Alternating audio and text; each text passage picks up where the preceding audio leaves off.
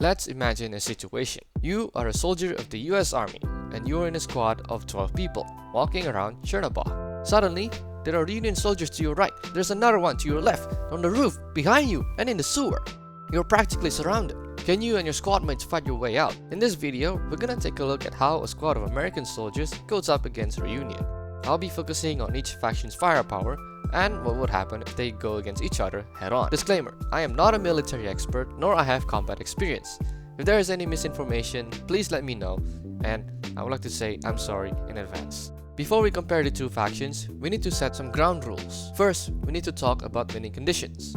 I think it's fair to say that the US soldiers must eliminate waves of Union soldiers that are engaging towards them, while the Union will have to eliminate most, if not all, American soldiers with the least amount of casualties. The way this works is just like a normal gameplay in Arknights, where the 12 American soldiers are in a defensive position while the Union attacks. I decided that there will be 100 Reunion members in this battle, and I will explain why in a little bit. Next, we are only focusing on infantries, therefore no air support and no ground support for both teams. You want this battle to be as balanced as possible. Now that's out of the way, let's take a look at the assets that are available for each faction. First, let's talk about Reunion. The Reunion military consists mostly of melee-based militia. Since the American soldiers are carrying guns, these guys should just consider retreating and think about their life choices. Last chance! When it comes to ranged weapons, they don't have that many options other than a few crossbowmen, an artillery boy, and Originium arts, which is their most powerful arsenal. Arts is somewhat a mystery because they come in many forms, and we don't know for sure what would happen if one would get attacked by an arts user. And the fact that arts is basically like magic, which makes some things not as straightforward. But this is Terra, damn it! The laws of physics do not apply! Some powerful arts user including, but not limited to, Tallulah and Frostnova.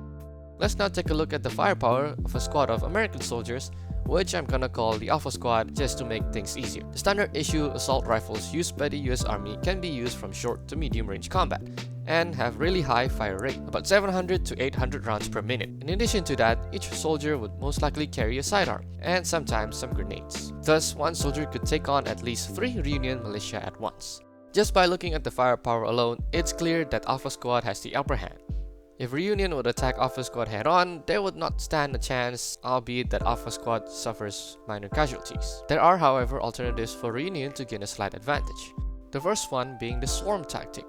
As the name suggests, this requires Reunion to use their strength in numbers in order to overwhelm Alpha Squad, which is why the initial number was set to 100. This tactic is not as effective because they would need a lot more members, possibly double the amount, who are brave enough to meet death in the face, and there would be piles of bodies everywhere.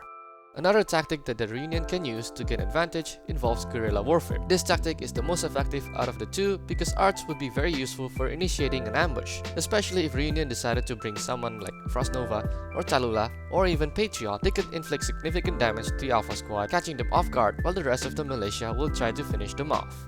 Guerrilla Warfare is the perfect tactic for Reunion because they have been in Chernobog for a long time. Therefore, every member would know the layout of the city very well.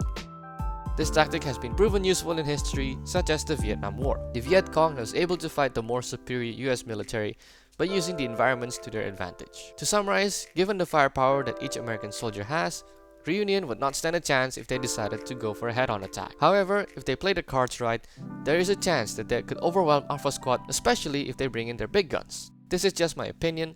Let me know in the comments what you think.